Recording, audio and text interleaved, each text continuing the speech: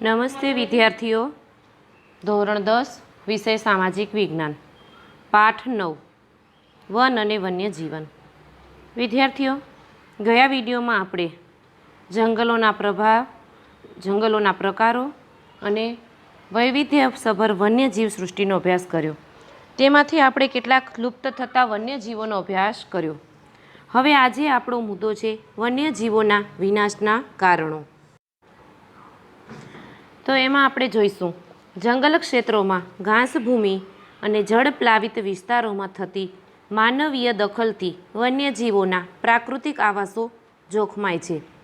બીજું, જંગલોનો વિનાશ પ્રાકૃતિક અસંતુલન માટે સૌથી વધારે કારણભૂત છે અને તેની છેવટની અસર વન્યજીવોની સંખ્યામાં ઘટાડો કરે છે. ત્રીજું, વાળ, ખાલ, હાડકાં, શીંગડા કે નખ મેળવવા કે શોખથી થતો શિકાર પણ જવાબદાર છે. ચોથું, મનુષ્યના લોભ લાલચથી કરાતું જંગલોનું અતિદોહન, સડકો, બહુહેતુક યોજનાઓનું નિર્માણ, ખનિજ ખનન, નવી વસાહતો કે શહેરોનું વિસ્તરણ વન્યજીવોને ક્યાંક ને ક્યાંક નિર્વાસિત કરે છે. અને છેલ્લું આગળ જોઈએ બધા કે ઘાસચારો, બળતણ કે પશુચરણ માટે જંગલો ઉપર દબાણ વધી રહ્યું છે.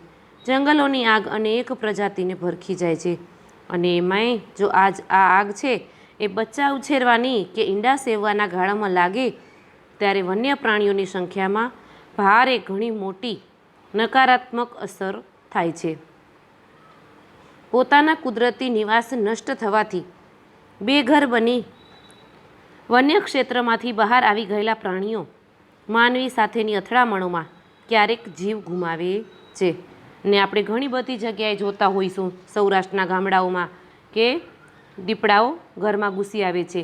તો આ વસ્તુ સત્ય જ છે. પ્રાણીજ ઔષધિઓ કે સુગંધિત દ્રવ્યો મેળવવા કરાતો શિકાર તે પ્રજાતિને વિલુપ્તિના આરે લાવી દે છે.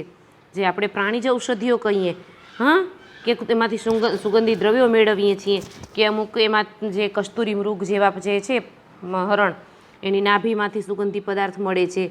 તો આવી વસ્તુઓ મેળવવા માટે અને માનવની જાત છે તો લાલચી છે, તો આ લોભ અને લાલચ જ એનું કારણ બને છે. હવે આપણે ચિત્રમાં દેખાય છે લાલ પાંડા. ભારતમાં પૂર્વ હિમાલયના શીત વનોમાં જોવા મળે છે. ઠંડા વનોમાં તેનો ખોરાક વાંસની કૂંપણો, ઈંડા, નાના પક્ષીઓ, જંતુઓ વગેરે છે. તે દિવસ દરમિયાન ઓછું સક્રિય રહે છે અને ભારત ઉપરાંત ચીન, નેપાળ, ભૂટાન અને મ્યાનમાર જેવા આપણા પડોશી દેશોમાં તેની વસ્તી દેખાય છે. હવે વિદ્યાર્થીઓ, આપણે અત્યારે જોયું વન્યજીવોના વિનાશના કારણો. હવે એના પછી આપણે એના માટેના સંરક્ષણના ઉપાયો જોઈએ કે વન્યજીવોના સંરક્ષણ માટે શું ઉપાયો કરી શકીએ. અને વિદ્યાર્થીઓ, આપણને ખબર છે કે જે શબ્દ સંરક્ષણ આવે, જે વસ્તુમાં સંરક્ષણ આવે તે વસ્તુનો સીધો અર્થ અછત સાથે રહેલો છે. જંગલો માટે આપણો દ્રષ્ટિકોણ અને માનસિકતા બદલવાની જરૂર છે. આપણે તેને આવક માટેનો અખૂટ સ્ત્રોત માનીએ એ ભૂલ ભરેલું છે. તેનું સંરક્ષણ થવું જોઈએ, તો જ વન્યજીવો માટેના કુદરતી આશ્રય સ્થાનો બચશે. જંગલોમાં તૃણાહારી અને માંસાહારી પ્રાણીઓની સંખ્યાઓનું સંતુલન જાળવવું અને તે માટે જંગલના જળ સ્ત્રોતોની જાળવણી તથા પાલતુ પશુચરણ પર પ્રતિબંધ જેવા પગલાં ભરવા જોઈએ. આગળ કે શિકાર ડામવા કડક કાયદા અને તેનો સખ્તાઈથી અમલ કરાવવો જોઈએ. કે કોઈ શિકાર કરે છે તો એ શિકારને દબાવવા માટે એના પર કાયદાઓ હોવા જોઈએ અને કાયદાનો અમલ થવો જોઈએ.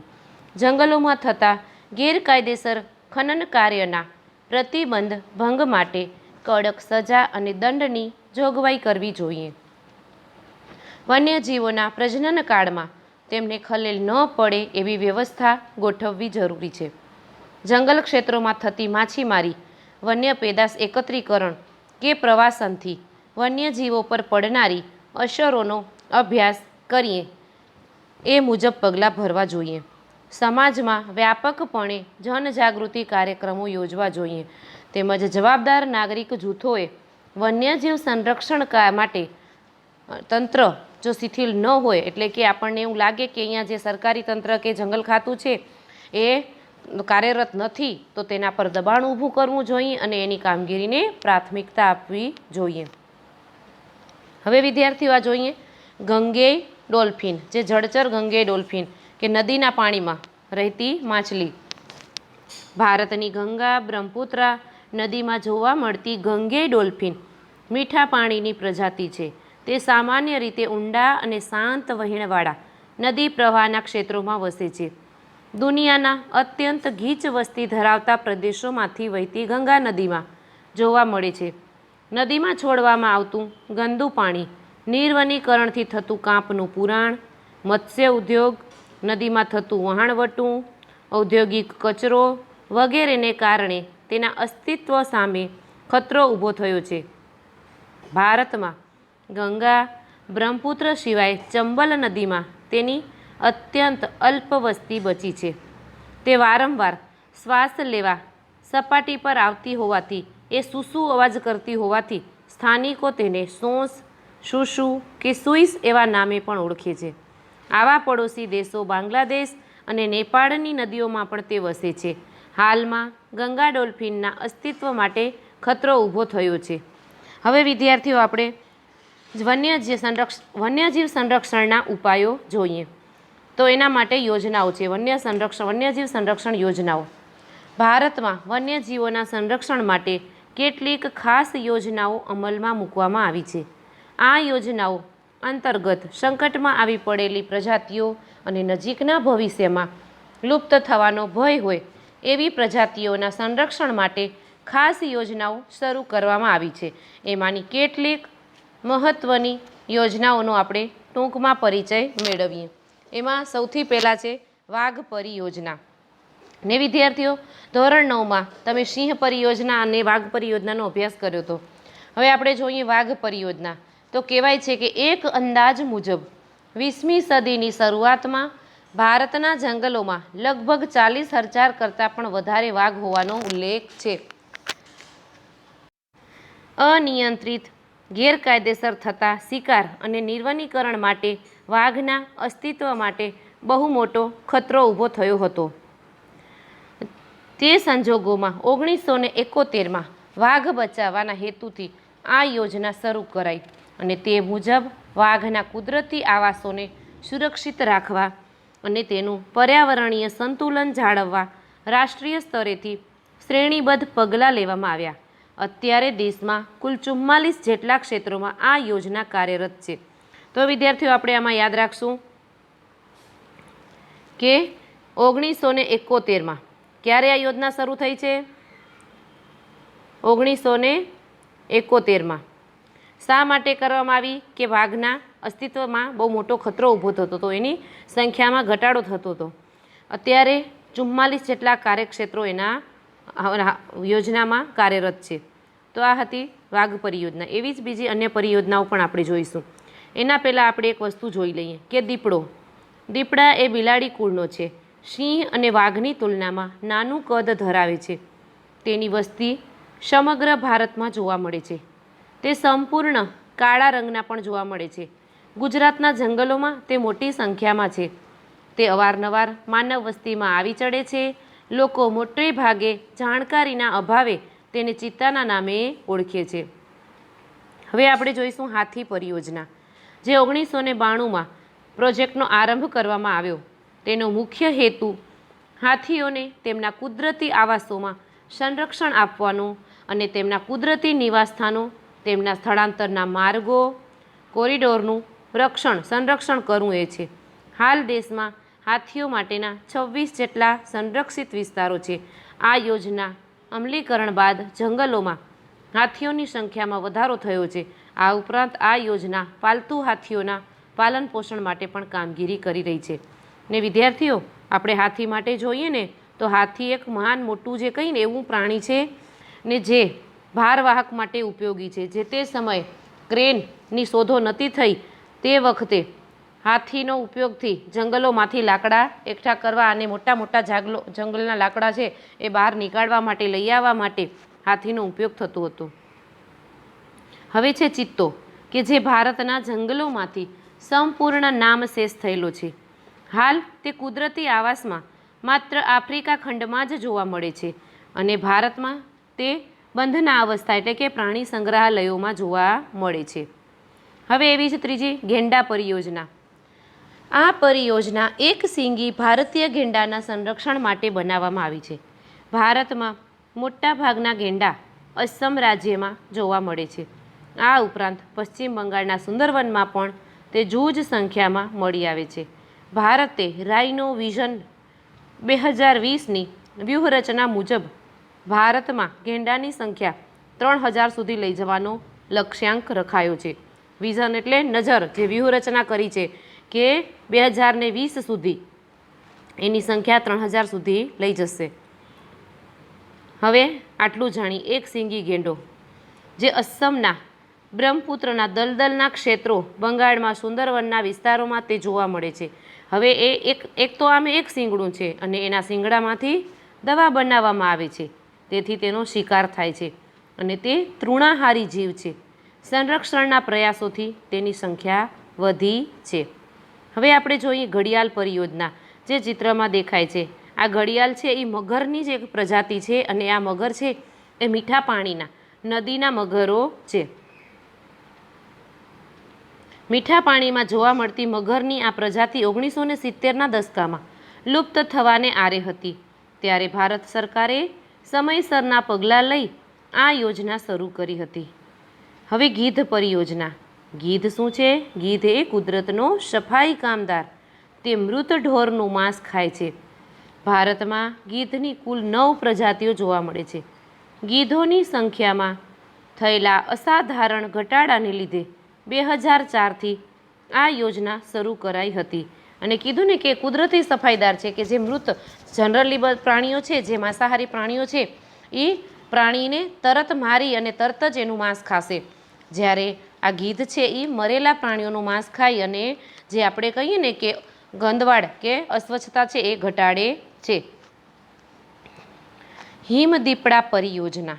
નામ તેવા જ ગુણ. હિમદીપડો એટલે બરફમાં રહેતા. હિમાલયમાં લગભગ 3000 મીટરની ઊંચાઈએ જોવા મળતી આ પ્રજાતિ બરફમાં રહે છે. સ્થાનિક લોકોમાં હિમદીપડા બાબતે જાણકારી વધે અને તેના સંરક્ષણ માટે લોકો જાગૃત થાય તે હેતુથી 2000માં આ પરિયોજના શરૂ કરાઈ. આ ઉપરાંત કશ્મીરી હંગુલ પરિયોજના તેમજ લાલ પાંડા પરિયોજના, મણિપુરમાં જોવા મળતી એક વિશિષ્ટ હરણની પ્રજાતિ માટે મણિપુર થામિલ પરિયોજના, ગંગા બ્રહ્મપુત્રા નદીમાં જોવા મળતી ગંગા ડોલ્ફિન પરિયોજના પણ કાર્યરત છે. તો વિદ્યાર્થીઓ, આ આપણે જોઈ વન્યજીવ સંરક્ષણની વિવિધ યોજનાઓ, કે જે પ્રાણીઓ, જે વન્યજીવો છે એના અસ્તિત્વ સામે ભય દેખાતો હતો, એની સંખ્યામાં ઘટાડો લાગતો હતો, એવા પ્રાણીઓને સંરક્ષણ આપવા માટે આવી યોજનાઓ હાથ ધરાઈ ને જેથી કરીને પ્રાણીઓની સંખ્યામાં વધારો પણ કરી શકાયો છે. હવે વિદ્યાર્થીઓ, આપણો નવો મુદ્દો છે અભયારણ્યો, રાષ્ટ્રીય ઉદ્યાનો અને જૈવ આરક્ષિત ક્ષેત્રો.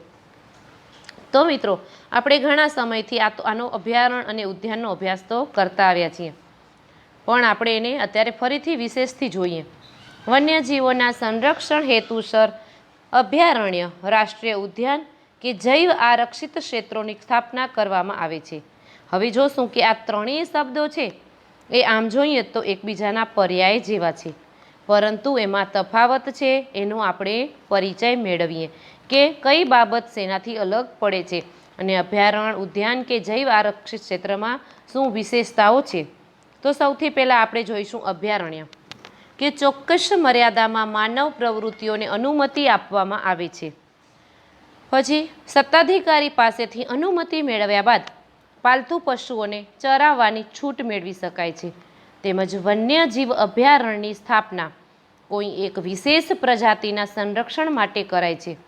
અભયારણ્યની સ્થાપના રાજ્ય સરકાર દ્વારા જરૂરી પ્રક્રિયા દ્વારા કરી શકાય છે. હવે આપણે જોઈએ તો એવા જાણીતા અભયારણ્યો પેરિયાર, ચંદ્રપ્રભા ને એતુર નાગર જેવા જાણીતા અભયારણ્યો છે. હવે જો વિદ્યાર્થીઓ, શું કહે છે આમાં કે માનવ પ્રવૃત્તિઓને અનુમતિ હોય છે. હવે સત્તાધિકારી પાસેથી પરવાનગી મેળવીને પાલતુ પશુઓને ત્યાં ચરાવવા લઈ જવાની છૂટ હોય છે.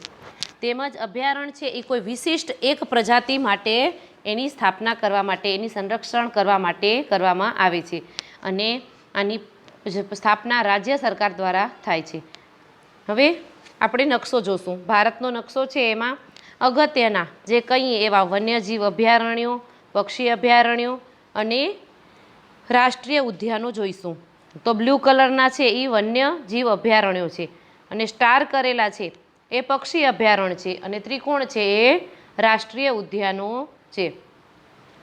ને વિદ્યાર્થીઓ, આપણે પરીક્ષામાં, બોર્ડની પરીક્ષામાં પણ આપણે નકશામાંથી એક મુદ્દો આ પાઠમાંથી પૂછાય છે. તો ખાસ આપણે નકશો યાદ રાખીશું. બરાબર ને? હવે આપણે જોશું રાષ્ટ્રીય ઉદ્યાન. અભયારણ્યની તુલનામાં આ વધારે સંરક્ષિત ક્ષેત્ર છે. તેમાં એકથી વધારે પારિસ્થિતિકી તંત્ર સમાવિષ્ટ હોય છે. કેમ અભયારણ્યમાં શું કીધું કે એક જ કોઈ વન્યજીવ માટે એની સ્થાપના કરવામાં આવી છે, ત્યારે અહીંયા એકથી વધારે પાલતુ પશુઓને ચરાવવા પર સંપૂર્ણ પ્રતિબંધ હોય છે. અભયારણ્યની જેમ તે કોઈ એક વિશેષ પ્રજાતિ પર કેન્દ્રિત હોતું નથી. તેની સ્થાપના રાજ્ય અને કેન્દ્ર સરકારના સંકલનથી કરાય છે. અને જોઈએ તો કેવા છે તો કાઝીરંગા, કોર્બેટ, વેળાવદર અને દરિયાઈ રાષ્ટ્રીય ઉદ્યાન, ગીર, દચીગામ વગેરે અગત્યના રાષ્ટ્રીય ઉદ્યાનો છે. તો આપણે આ ઉદ્યાનો યાદ રાખશું. નકશામાં તે કઈ જગ્યાએ કયા સ્થાને આવે છે એ પણ યાદ રાખીશું. હવે છે જૈવ આરક્ષિત ક્ષેત્ર. જૈવ આરક્ષિત ક્ષેત્રની રચના છે તે આંતરરાષ્ટ્રીય માપદંડ અનુસાર કરાય છે. જે તે ક્ષેત્રની પ્રાકૃતિક અને સાંસ્કૃતિક વિવિધતાનું સંરક્ષણ કરવાનો હેતુ રહેલો છે. તે ક્ષેત્રમાં થતી બધી વનસ્પતિ, જીવજંતુઓ અને જમીન ઉપરાંત ત્યાં વસતા માનવ સમુદાયોની જીવનશૈલીનું પણ સંરક્ષણ કરાય છે. ત્યાં જૈવ વૈવિધ્ય બાબતે સંશોધન અને પ્રશિક્ષણ માટેની ખાસ સવલતો ઊભી કરાય છે. આ પ્રકારે ઘોષિત વિસ્તારોમાં એટલે જાહેર કરેલા વિસ્તારોમાં તમામ પ્રકારની બહારની માનવીય ગતિવિધિ સંપૂર્ણપણે પ્રતિબંધિત હોય છે. આ ક્ષેત્રનો સરેરાશ વિસ્તાર એકંદરે 5000 ચોરસ કિલોમીટરથી મોટો હોય છે. નીલગિરી, મન્નારની ખાડી, ગ્રેટ નિકોબાર, સુંદરવન, પંચમઢી વગેરે દેશના મહત્ત્વના આરક્ષિત ક્ષેત્રો છે. હવે ગુજરાતનું જે કહીએ કે કચ્છ રણ જે વિશિષ્ટ પરિસ્થિતિના સંરક્ષણ હેતુસર 2008ની સાલમાં તેને જૈવ આરક્ષિત ક્ષેત્રમાં ઘોષિત કરાયું છે. હવે આપણે આ જોશું ભારત અને ગુજરાતમાં. તો ભારતમાં કુલ 18 જૈવ આરક્ષિત ક્ષેત્રો, 103 રાષ્ટ્રીય ઉદ્યાન અને 531 અભયારણ્યો આવેલા છે. એવી જ રીતે ગુજરાતમાં 1 જૈવ આરક્ષિત ક્ષેત્ર, 4 રાષ્ટ્રીય ઉદ્યાનો અને 23 અભયારણ્યો છે. હવે આગળ જોઈએ કે વિકાસની પ્રક્રિયા તો અનિવાર્ય છે. જો વિદ્યાર્થીઓ, વિકાસ તો જ કરવો જ પડશે, પણ સાથે સાથે આપણે સમગ્ર જીવસૃષ્ટિ પર પડનારા દુષ્પ્રભાવોની અસરોનું પણ આયોજન દરમિયાન ખ્યાલ રખાય તે અત્યંત જરૂરી છે. કોઈ એક પ્રજાતિ જ્યારે સંપૂર્ણ નષ્ટ થાય કે સંકટમાં આવે ત્યારે તેની આહાર શૃંખલામાં પડતી ખલેલના પરિણામો ઘણા ખરા દૂરવર્તી હોય છે. સમગ્ર આહાર શૃંખલામાં એક જીવજંતુની ચોક્કસ ભૂમિકા હોય છે. જોજો વિદ્યાર્થીઓ, તમે વિજ્ઞાનમાં પણ ભણો છો જે આહાર કડી કે બધા જ છે એકબીજા પર આધારિત છે. તો એવી જ રીતે કીધું ને કે આ જો છે એમાં બધાની એક ચોક્કસ ભૂમિકા છે. જો કોઈ જીવ નષ્ટ થશે તો આખા માળખામાં ભારે વિક્ષેપ અનુભવાય છે. આહાર શૃંખલામાંથી એકાદ જીવ દૂર થતાં લાંબા ગાળે તેના પરિણામે સમગ્ર નૈસર્ગિક તંત્ર તૂટી પડે છે. મનુષ્ય સુધી આ અસરો મોડી છે. તેથી આજે આપણે વધારે સજાગ નથી. જે પર્યાવરણીય સંકટોનો આપણે સામનો કરી રહ્યા છીએ તે દાયકાઓ પૂર્વે સેવેલી બેકાળજીનું પરિણામ છે. અત્યારે આપણે કહીએ કે વાતાવરણ બદલાઈ ગયા છે ને પર્યાવરણ બદલાઈ ગયું છે ને એનું કારણ છે આ વર્ષો પહેલાં આપણે બેકાળજી સેવી છે એનું પરિણામ છે. આવતીકાલને ઉજળી બનાવવા આયોજનબદ્ધ વિકાસ કરીશું તો વાંધો નહીં આવે. પર્યાવરણ સાથેનો મૈત્રીપૂર્ણ વ્યવહાર જ આજની તાતી જરૂરિયાત છે મિત્રો. એટલે આપણે પર્યાવરણ સાથે સારો વ્યવહાર રાખવો પડશે. પર્યાવરણ મિત્ર ટેકનોલોજી અપનાવવી પડશે. હવે ચિત્રમાં જે દેખાય છે ને જુઓ, હેણોત્રો છે. આ પ્રાણી શુષ્ક તથા અર્ધ શુષ્ક વિસ્તારોમાં આવેલા ખારયુક્ત જંગલ તથા ઘાસભૂમિ, રણ પ્રદેશ કે અર્ધ રણ પ્રદેશમાં વસે છે. ગુજરાતના કચ્છ જિલ્લાના નાના અને મોટા રણમાં તેમજ બન્ની વિસ્તાર તથા નારાયણ સરોવર અભયારણ્યમાં તેની વસ્તી છે. શિયાળથી થોડું ઊંચું, ભરાવદાર, ગોળ મોઢું અને ઊંચા કાનથી તે ઓળખી શકાય છે. તે ખાવામાં નાના કદના પક્ષીઓ અને પ્રાણીઓનો તે શિકાર કરે છે અને તેના પદચિહ્નો પરથી તેની ઉપસ્થિતિ જાણી શકાય છે કે એના ક્યાંય પગના નિશાન મળે એના પરથી જાણ થાય કે આ વિસ્તારમાં હેણોત્રો હશે. હવે એવું જ એક જોઈએ, ડુગાંગ. આ એક વિશિષ્ટ જળચર છે. ભારતના પશ્ચિમ સમુદ્ર કિનારે એટલે કે કચ્છના અખાતમાં તે હાલમાં અત્યંત જૂજ સંખ્યામાં જોવા મળે છે. આ ક્ષેત્રો ઉપરાંત તેની વસ્તી આફ્રિકાના પૂર્વ કિનારે, દક્ષિણ પૂર્વ એશિયાના સમુદ્ર કિનારે અને ઓસ્ટ્રેલિયાના ઉત્તર કિનારે જોવા મળે છે. તેનો મુખ્ય ખોરાક સમુદ્રી ઘાસ અને વનસ્પતિ છે, પણ તે કવચિત એટલે કે ક્યારેક જળચરોનો આહાર પણ કરે છે. તેના માંસ અને તેની ચરબીમાંથી તેલ મેળવવા તેનો શિકાર ખૂબ જ કરવામાં આવ્યો છે. એક સમય ડુગાંગ છે જે ગુજરાતના તેમાંય ખાસ કરીને સૌરાષ્ટ્રના કિનારે જોવા મળતા હતા, તે આજે જવલ્લે જ એટલે કે ભાગ્યે જ જોવા મળે છે. તો વિદ્યાર્થીઓ, આ પાઠ આપણો 9મો કે વન અને વન્યજીવ સંસાધન, એમાં વિવિધ પ્રકારના જંગલો તેમજ વન્યજીવોના સંરક્ષણના ઉપાયો, યોજનાઓનો આપણે અભ્યાસ કર્યો અને વિશિષ્ટ પ્રકારના જે વન્યજીવો છે તેની પણ માહિતી મેળવી. તો વિદ્યાર્થીઓ, આજનો આ પાઠ આપણો અહીંયા પૂર્ણ થાય છે. આવજો.